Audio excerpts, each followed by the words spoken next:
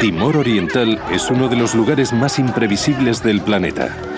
Las artes marciales, las bandas y las creencias rituales conforman un cóctel incendiario. Creo que deberíamos irnos, y la violencia se ha convertido en una forma de vida. Me muevo ligeramente y lo apuñalo. Lo apuñaló, ¿no? Sí. ¿Pero murió? Eso dijeron.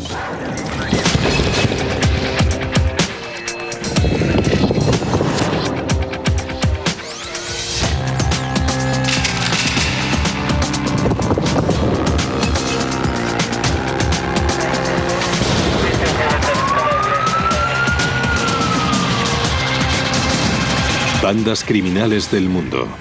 Timor Oriental.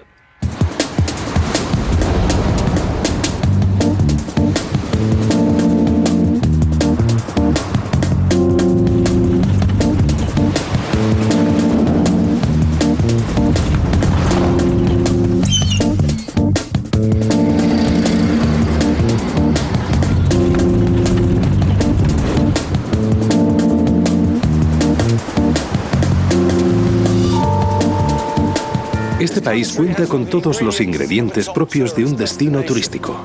Playas de arena blanca, mares de color azul y clima tropical.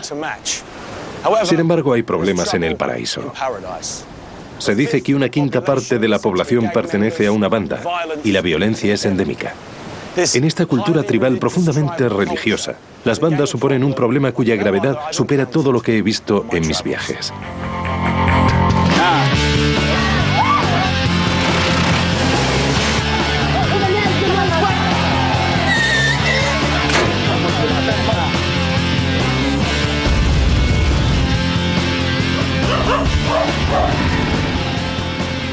En Timor Oriental hay centenares de edificios quemados como este. Los incendios son una de las armas de las bandas, junto con los arcos, los dardos envenenados y los machetes.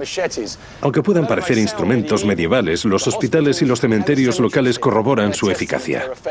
Existe una creciente preocupación sobre el posible incremento de la influencia política de las bandas en esta, la democracia más joven del mundo.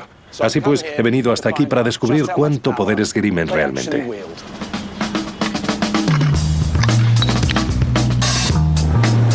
A pesar de ser la capital de Timor Oriental, Dili es poco más que un conjunto de aldeas. Está marcada por los numerosos edificios quemados y en ruinas y por los campos de desplazados internos que acogen a las víctimas de la violencia. El paro y la pertenencia a las bandas alcanzan el 70%.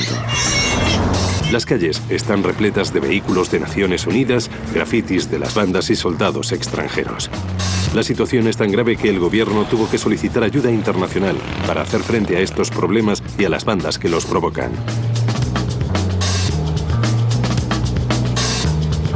Es mi primer día e inicio mi búsqueda de las bandas timorenses visitando a los cascos azules australianos que me mostrarán algunas de las armas que han confiscado. Hola, ¿cómo estás? Buenos días, Ross, encantado. Mi guía es el comandante Pete Conroy. Sí, esta es una pequeña muestra. Debo destacar que nos hemos incautado de muchas más armas. De hecho, hemos confiscado bastantes como para cubrir todo el suelo y más. Aquí hay algunos ejemplos de cuchillos que son muy sencillos. Esto lo llevaba un individuo atado a la cabeza y lo empleaba como un símbolo. También podía sacarlos y lanzarlos. Había que tenerlo en cuenta. Sí. Sin duda. He aquí unos clásicos, los nunchakos. Sí. De hecho, se Introduce en una barra metálica. introduce con la cadena y simplemente se enrosca. Así que se podría camuflar como una mera barra. Emplear armas para producir un impacto psicológico les ha resultado bastante útil a los miembros de las bandas locales para intimidar a los aldeanos Sí, claro. y a otros ciudadanos de la zona. Estas armas rudimentarias de fabricación casera se alejan enormemente de todo lo que había visto hasta ahora, aunque es evidente que pueden hacer mucho daño. Y aquí están el arco y la flecha tradicionales. Hay una cuerda reforzada con cinta aislante para formar el arco. ¡Qué daño! Sí, qué daño. Puede ser mortal.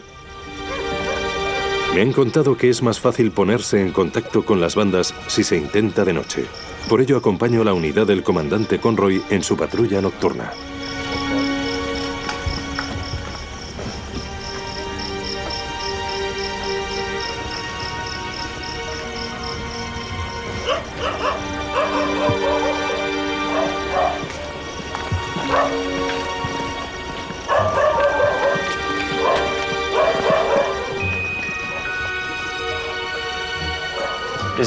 Este es el lugar más violento de Timor Oriental. ¿De verdad? Sí. Se llama Bairo Pite y, básicamente, en el último año ha sido aquí donde se han producido la mayoría de los combates. Pero tío, ¿por qué hay tanta violencia en este lugar en concreto?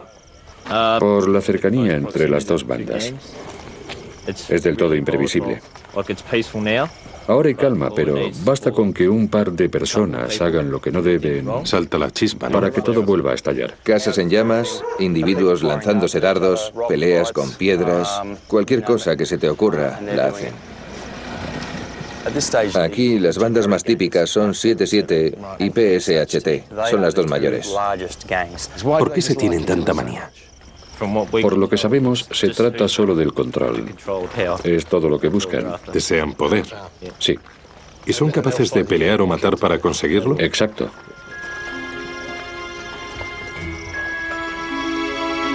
Ahí hay algunos chavales, ¿no?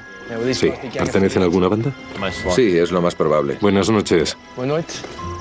Buenas noches. Una banda, sin duda. ¿Pueden mostrarnos los brazos para ver si tienen algún corte típico de una banda?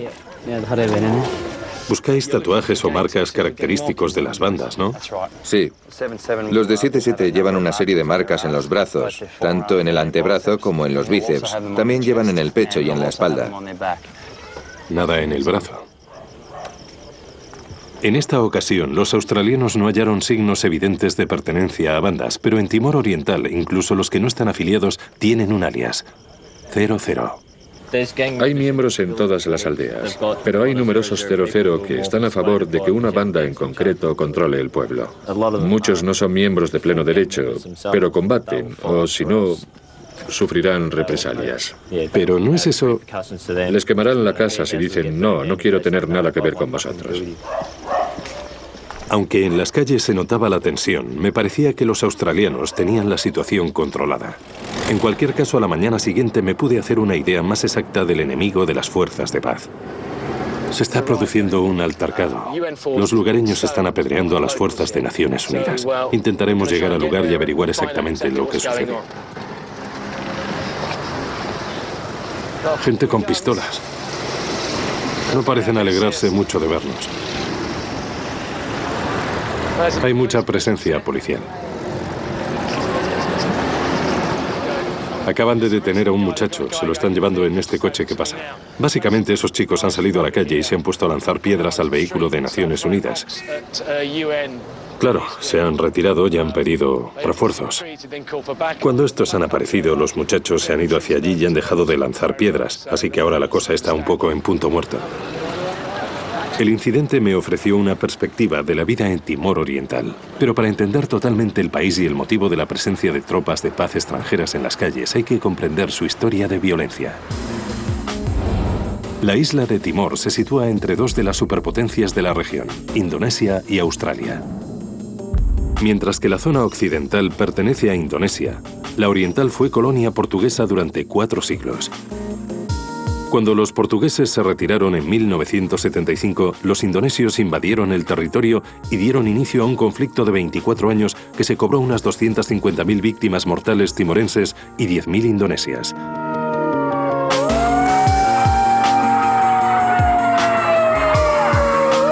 En 1999 se celebró finalmente un referendo y los timorenses optaron por la expulsión de los indonesios. Pero el camino hasta la independencia lograda en 2000 se vio marcado por una espiral de violencia que destrozó el país. Naciones Unidas está presente para prestar ayuda en el complicado proceso de construcción nacional, porque aunque los indonesios ya no estén, Timor Oriental aún es un país traumatizado. La violencia sigue siendo la forma más común de solventar los problemas y las bandas proporcionan los soldados rasos que combaten en los conflictos consiguientes. El año pasado se entablaron negociaciones para tratar de acabar con la violencia de las bandas. José Luis Sosa Santos, antiguo guardaespaldas presidencial que ahora trabaja con los jóvenes, estuvo presente. Necesitaba que alguien me acercara a PSHT y 77, y José era la mejor opción. José, encantado.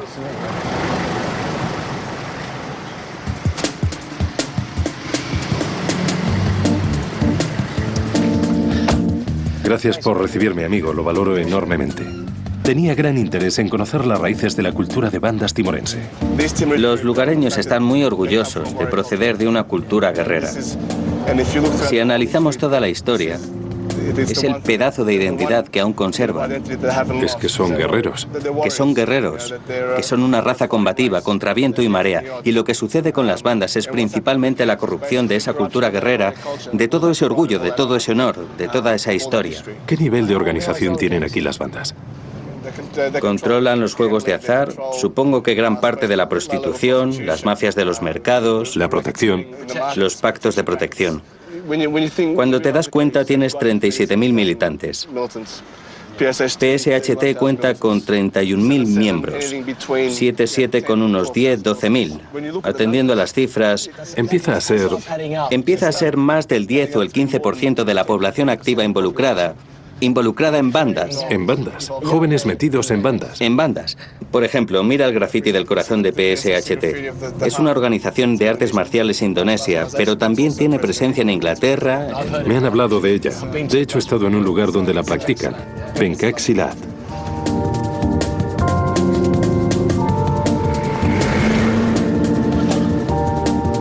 Hay un graffiti en la pared, ¿no? Deja que te enseñe eso. Sí, un graffiti de 7-7. Es una de las bandas de artes rituales. Bien. En Timor Oriental, sobre todo entre los muchachos de las bandas de artes rituales, como los de 7-7, se distinguen por las 7 pequeñas cicatrices en los brazos. El líder o el santón, el jefe supremo, les hace pequeños cortes y entonces frota una mezcla especial de sangre del animal sacrificado o el polvo mágico, que hace que el miembro sea doblemente, que dedique su fuerza vital a la banda, pero también lo hace insensible a las heridas o a los disparos. Sí, eso creen.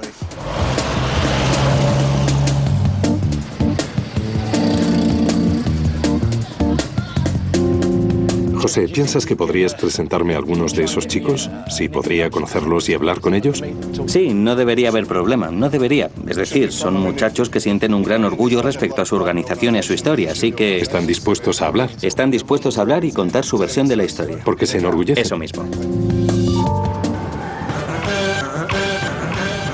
Timor Oriental se ha granjeado la reputación de ser un lugar violento y los signos de las acciones de las bandas están por todos lados. Llevo solo unos días aquí cuando me ponen en contacto con una de las principales bandas de la isla, PSHT. Uno no suele entrevistarse con un muchacho cuyo grupo de artes marciales tiene más miembros que la policía, el ejército y, en este caso, los cascos azules de Naciones Unidas juntos. Uno se siente importante.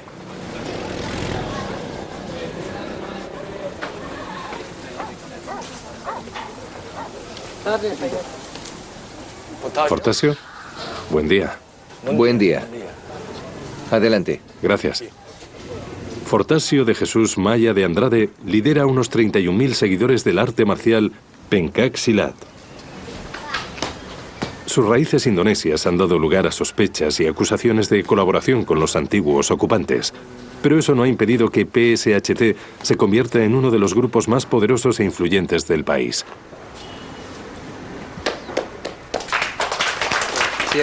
Tenemos miembros de la policía, del ejército, del parlamento y el gobierno. Hay otras organizaciones en la isla que, según tengo entendido, en ocasiones se enfrentan a ustedes. ¿Qué opinión le merecen estos otros grupos? Nuestra postura actual es que estamos en disposición de defendernos. No atacaremos a otros grupos de artes marciales, pero a causa de sus provocaciones, nos hemos visto obligados a defendernos. ¿Alguna vez ha resultado herido mientras luchaba o defendía a la organización? Me han herido más veces de las que puedo recordar. Pero la peor fue cuando me alcanzó un dardo envenenado.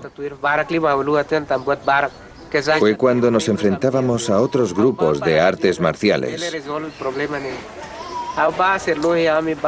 Había acudido junto a la policía para solucionar el problema, pero era una trampa y me tendieron una emboscada.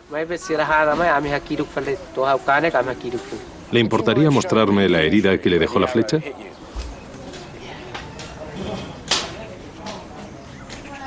Ahí.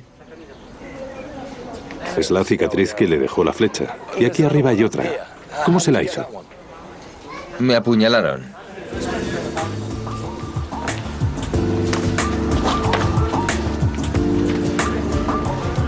Puesto que yo mismo había practicado un poco de pencak, sentía curiosidad por ver cómo lo hacían los hombres de Fortasio y estuvieron encantados de realizar una demostración. Como la mayoría de las bandas o de los grupos implicados en las disputas, PSHT se considera más víctima que verdugo. Y al verlos en acción, estaba empezando a concebirlos como un inofensivo grupo social, hasta que hablé con algunos de los muchachos que entrenan con Fortasio. Estábamos cenando en casa cuando llegaron unos individuos y nos atacaron. De manera que mi amigo y yo salimos a defendernos a nosotros y a nuestra aldea. Corrimos tras ellos y los perseguimos hasta su escondite. Y les gritamos: ¿por qué venís de noche? ¿Por qué no venís y os enfrentáis a nosotros uno por uno? Entonces oímos 2 disparos y le dije a mi amigo que huyéramos, pero me habían dado. Él intentó ayudarme. Le dispararon en la cabeza y murió. Entonces me entrevisté con López, un policía en prácticas que en una ocasión luchó contra una banda de 150 personas. ¿Y querían matarlo? Dijeron: López, sal. Si no sales, mataré a toda tu familia. ¿Eran afines, por ejemplo, a Korka o a 7-7? Sí, los he mencionado muy claramente. Son de 7-7, algunos de Korka, pero siguen hablando con él, con la persona... ¿Con el líder de la... El líder. Entonces me alejo. Me alejo y veo mi sangre. Veo... Y entonces fingí que me iba, que estaba a punto de morir y dije: Dios mío, me muero.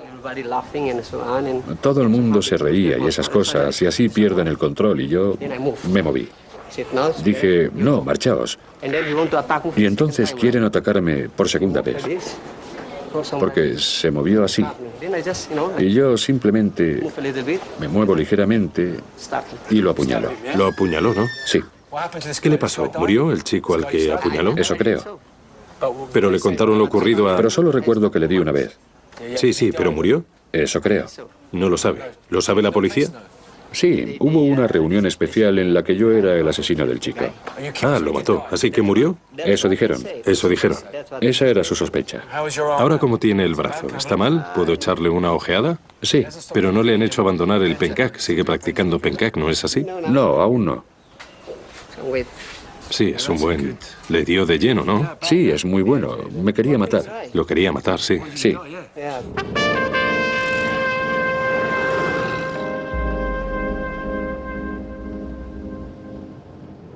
Hemos pasado la tarde con miembros de PSHT y debo decir que sus habilidades con las artes marciales no son lo único que me ha dejado impresionado. También lo ha hecho su estructura organizativa. Afirman que no son una banda, pero todos los demás grupos opinan lo contrario. Lo que está claro es que nunca he conocido una banda con semejante influencia en prácticamente todos los estratos de la sociedad. Cuentan con miembros que ocupan altos cargos en el ejército y la policía y tienen una enorme influencia política. Quería conocer a 7-7.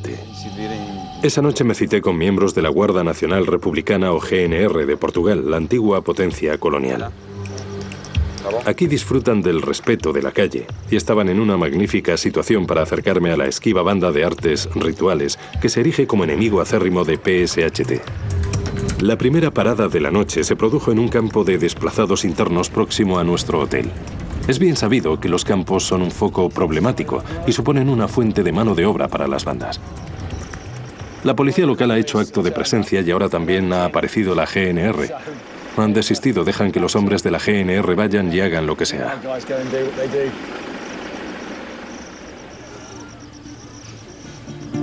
El grafiti indica que estamos en territorio de 7-7, pero nadie parece dispuesto a hablar. Los problemas tienden a diluirse cuando llega la GNR, así que nos trasladamos a otra parte de Dili. No sé, hace 2 días que lanzan piedras. Sí. Lanzaron piedras contra nuestra casa a las 12 en punto de la noche. ¿Sí? Y no sabemos qué sucede. ¿Quién era? Gente del piso de arriba.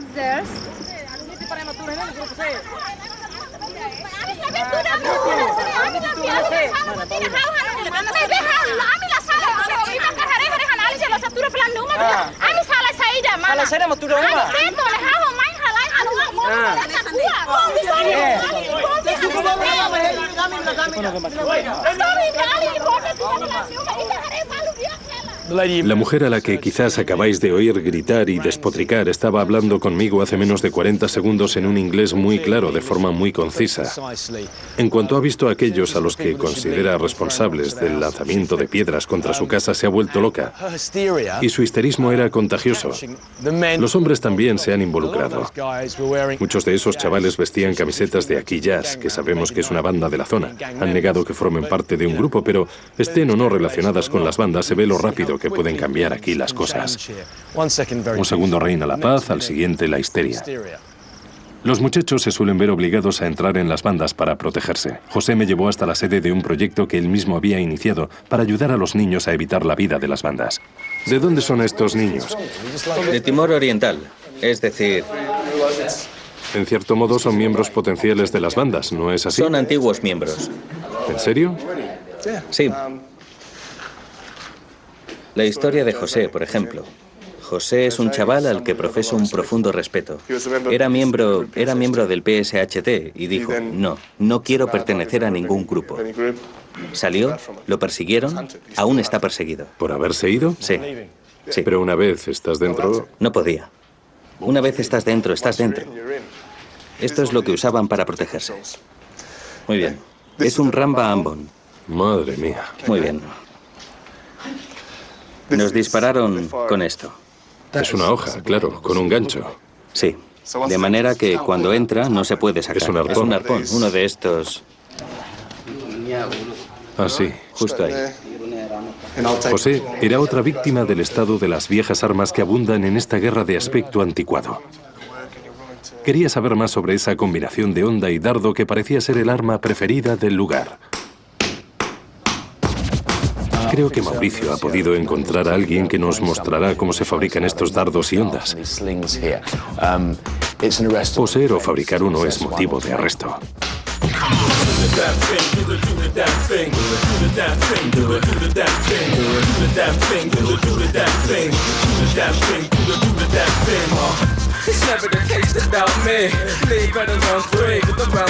Eso es todo lo que se necesita. Un poco de ferretería de muy fácil obtención, incluido un clavo de 15 centímetros, y se obtiene un Ramba Ambon, una de las armas más empleadas en las calles timorenses.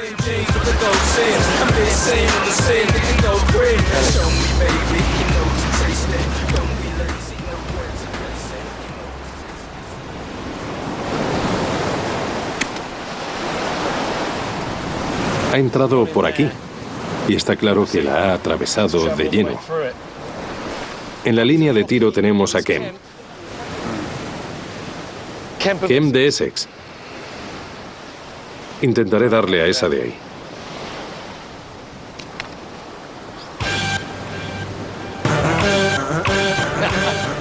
Una vez más.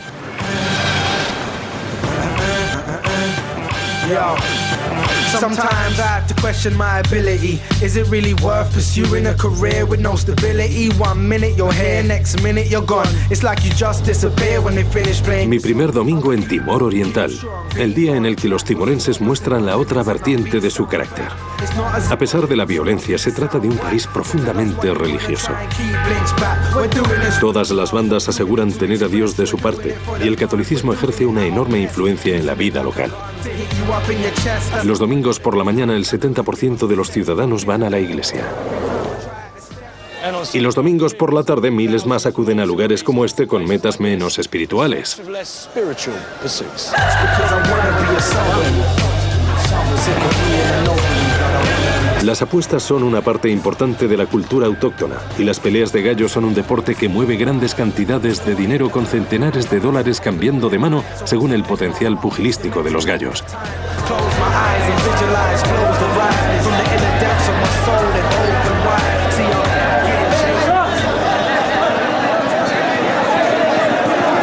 Pero no estaba en el país para jugar. José me había comentado que estas peleas de gallos semanales proporcionan ingresos a las bandas y quería comprobar si era posible contactar con 77.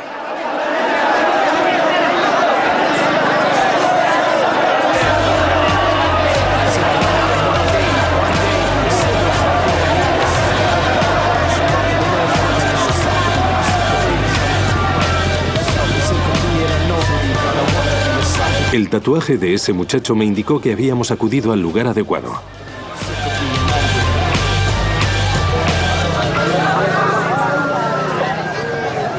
Nos acaban de facilitar los datos de un contacto y esperamos que este pedazo de papel nos lleve a 77.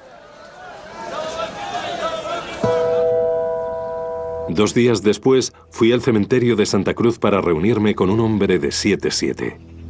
Era el escenario de una conocida masacre que se produjo en 1991, cuando las tropas indonesias mataron a 100 dolientes.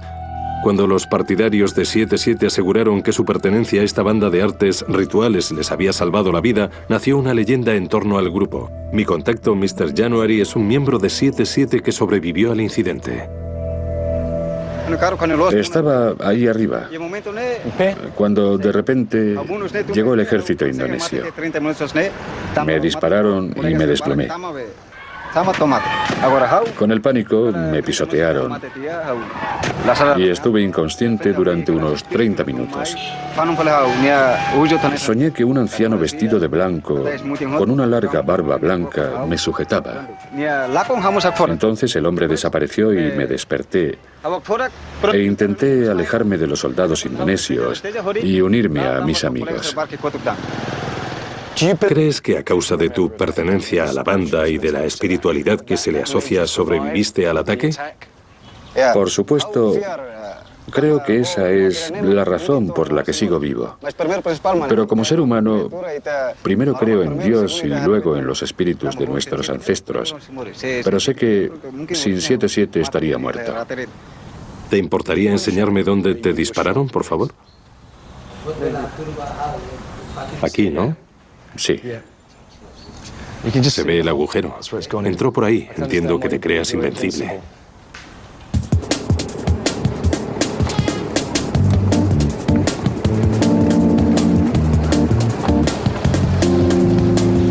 Me había llevado algún tiempo llegar hasta 77, una organización muy secreta que había desempeñado un importante papel en la resistencia contra Indonesia.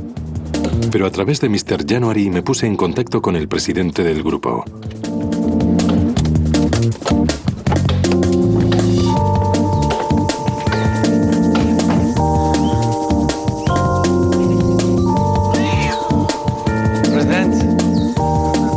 Agostino Fernández me había invitado a presenciar una ceremonia secreta. Pero primero me esperaba un curso intensivo sobre la filosofía religiosa de 77. Esto es parte de nuestra cultura y nuestra tradición timorense. De esta forma, como miembro de los 77, rindo culto y así lo he hecho desde el principio de los tiempos. La banda ha existido desde el principio de los tiempos hasta ahora. Cuando nuestro padre y nuestra madre se separaron, la tierra seguía sumida en la oscuridad. Y lo que recibimos de Dios, nuestros poderes, son un misterio que Dios nos manda directamente. Aparte de esto, no puedo decir más. Es un tabú. Son mandamientos de Dios. Si digo más, podría ocurrirme algo. Miembros de la banda o familiares míos podrían ser asesinados. Mentiría si dijera que seguía todo lo que me contaba el presidente. Pero la banda es básicamente un sistema de creencias que combina el catolicismo con la tradición animista precristiana. Tendría mucho miedo si estuviera en vuestro lugar. En conformidad con la enigmática naturaleza de los 77, todas sus ceremonias se desarrollan tras la puesta de sol.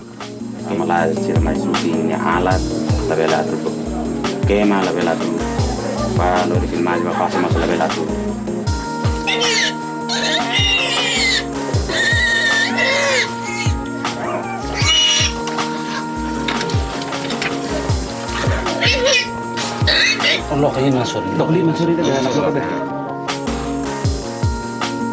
Era lo que José me había explicado.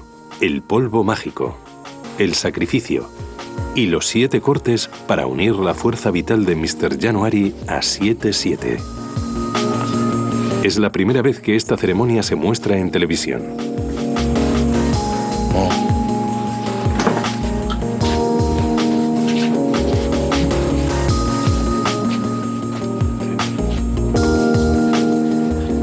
Es sencillo despreciar la creencia de los miembros en que están a salvo de todo, incluidas las balas. Pero cuando se pasan más de 20 años luchando contra una fuerza superior como la Indonesia, una mitología de este tipo debe de resultar sin duda inspiradora para las tropas.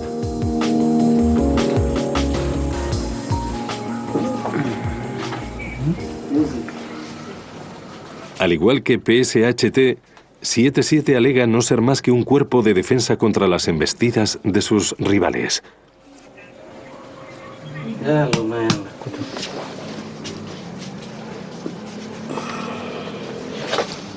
Un miembro de alto rango lee las entrañas de los cerdos para averiguar qué depara el futuro. Acaban de decir que el cuchillo está tan afilado como su propietario y es tan maligno como él. Acaba de decir que la otra parte del hígado nos representa y que estamos limpios, que somos válidos y nuestra presencia es adecuada, lo cual me alivia un poco.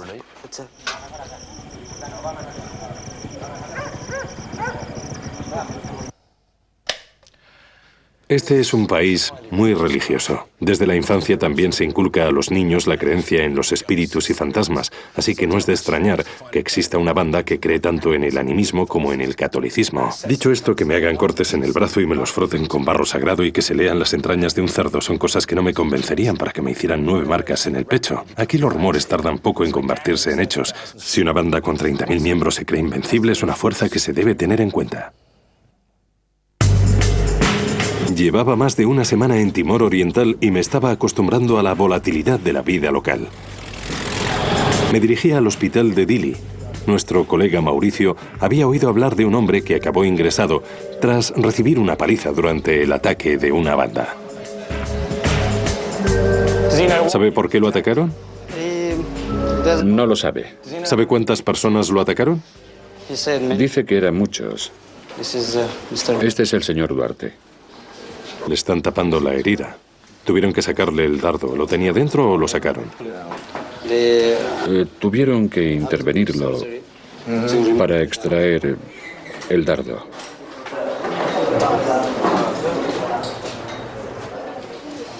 ¿Y había más de un dardo? ¿Solo uno? Pero le alcanzó uno, ¿no? Sí, un dardo.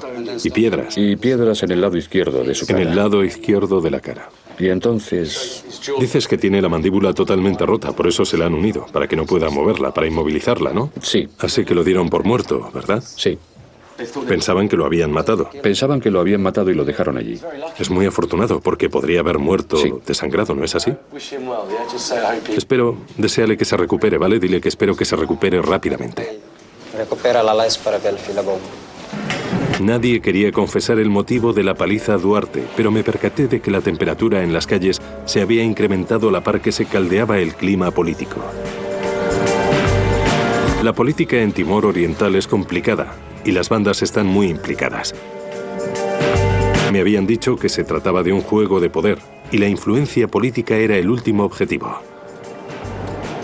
En 2005, Korka hizo público su respaldo por uno de los principales partidos y se sabe que otras bandas están afiliadas a algún grupo político. Pero cuando visité nuevamente la sede de PSHT, Fortasio parecía decidido a quitarle hierro al asunto. Sus enemigos afirman que ejerce un poder político destacable en este país. ¿Es eso cierto? No, no lo es. A la gente le gusta juzgar desde fuera, pero usted está aquí. ¿Formamos en artes marciales o en política? Estamos tan bien organizados que, a pesar de la magnitud de nuestra operación, podemos controlar a todos nuestros miembros. Tenemos un control total y sabemos en qué andan metidos y qué planean. Nos proponemos extender los sentimientos de hermandad y entrenar a la gente para que sea mejor persona.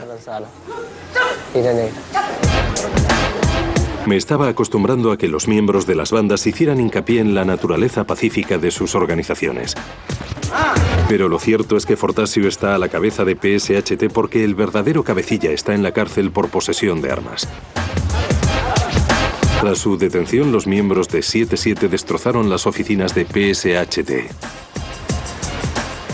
Su presidente oficial está ahora mismo en prisión. ¿Puede contarme qué ocurrió exactamente? Aunque esté acusado, el presidente es, de hecho, la víctima en todo este asunto. Los verdaderos culpables siguen en libertad. Ellos son los asesinos, pirómanos y ladrones.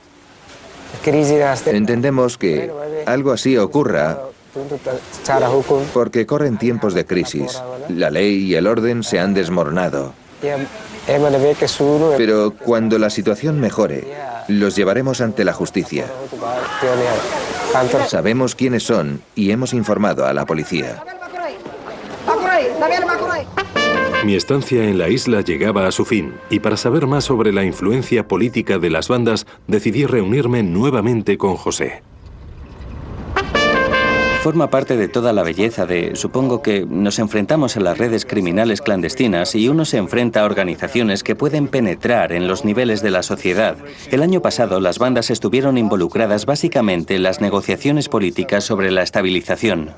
Se las utilizó una vez más como manifestantes, Como ¿no? manifestantes, soldados rasos, como protección para los ministros y los líderes de la oposición. Si ahora vuelve a ser el caso, ¿cuál es el siguiente paso? Pues en estos momentos parece que los dirigentes políticos o los enlaces políticos controlan gran parte de esta violencia. Así lo desea la gente, pero como sabes, con tantos miembros, estas bandas son cada vez más eficaces en sus acciones. Y si pierden a sus partidarios políticos, ¿qué van a hacer? ¿Se marcharán simplemente? Uno No se van a ir sin más. Ya sabes, no provocas esta situación para luego abandonar. Se va a enconar, ¿no? La preocupación sobre el problema de las bandas llega hasta las más altas esferas. El presidente Ramos Horta convocó una reunión con una banda el pasado año para tratar de acordar una tregua. Ahora ha accedido a hablar con nosotros. El presidente recibió el Premio Nobel de la Paz, pero parece que incluso a él se le ha acabado la paciencia con las bandas. Estaba furioso. Dije, sois una desgracia. Vuestra actitud ha convertido las artes marciales en un sinónimo de delito. Les dije aquí, entre estas cuatro paredes, me voy a ir. Vosotros podéis. Os quedaréis para seguir hablando. Si queréis mataros entre vosotros, adelante. Hacedlo. Mataos aquí. Por el contrario, si queréis iniciar un diálogo, hablad racionalmente los unos con los otros y prestaréis un servicio a vuestro propio país.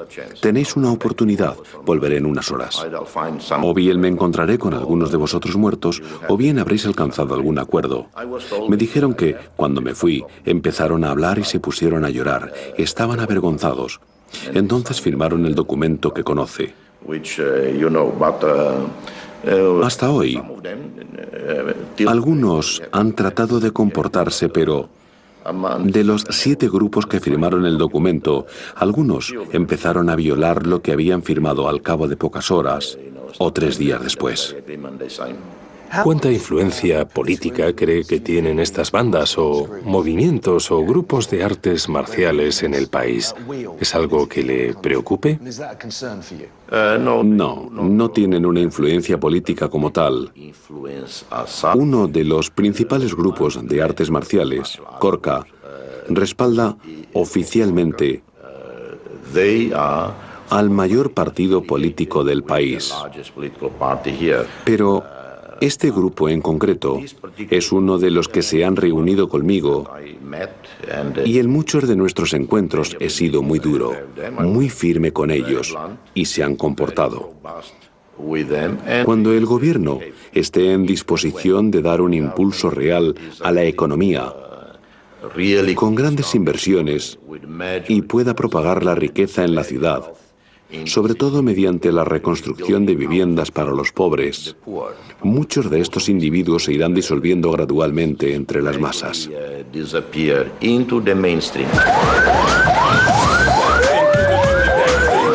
Pero horas después de la entrevista, el optimismo del presidente Horta empezó a perder su sentido. Su anuncio de nuevo gobierno produjo una explosión de violencia. Los aliados políticos de los 7-7 habían salido perdiendo y sus partidarios en el campo de refugiados internos cerca del hotel se echaron rápidamente a la calle.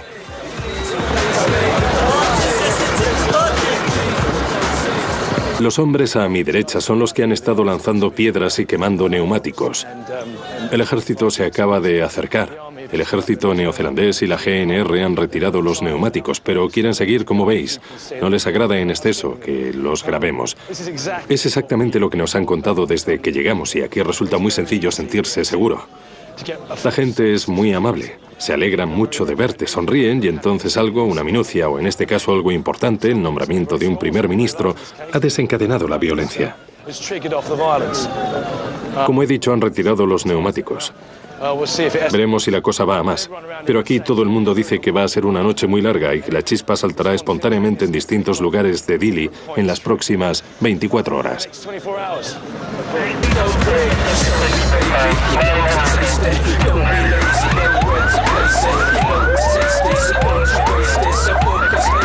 Mientras parecía que la situación en el campo de refugiados internos se calmaba, la violencia estalló en otra zona de la capital. Lanzan piedras.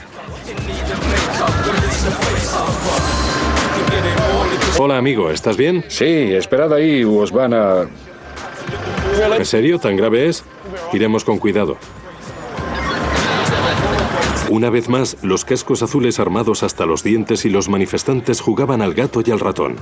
Los segundos se retiraron rápidamente.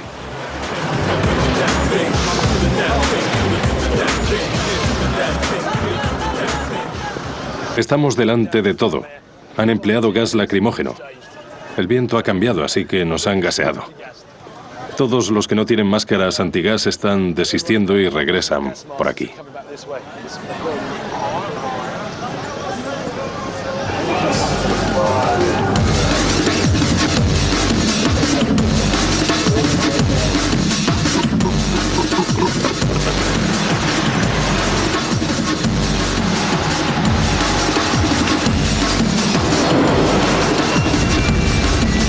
Al caer la noche nos informaron de que se habían declarado varios incendios.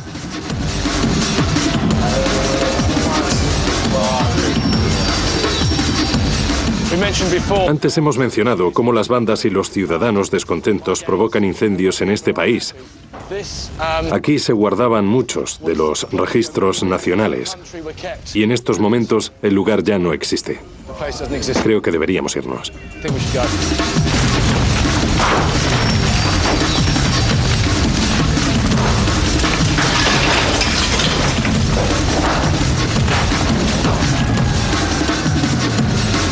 Esa noche Dili se acostó parcialmente en llamas y por la mañana los pirómanos habían prendido fuego a un edificio situado justo delante del campo de refugiados internos.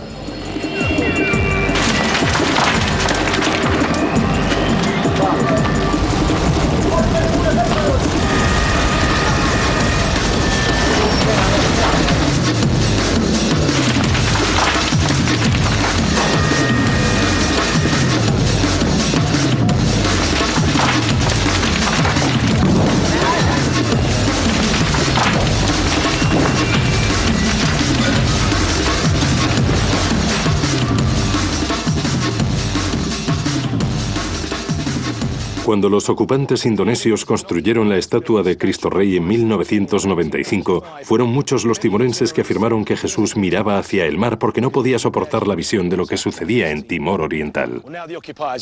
Ahora los ocupantes se han marchado, pero muchos otros problemas persisten y en la mayoría de los casos el germen es la cultura de bandas. Se trata de un lugar con un gran potencial, pero para que algún día se materialice, hay que hacer algo para atajar la violencia y el paro. De lo contrario, Timor Oriental se convertirá en otro paraíso para los gángsteres.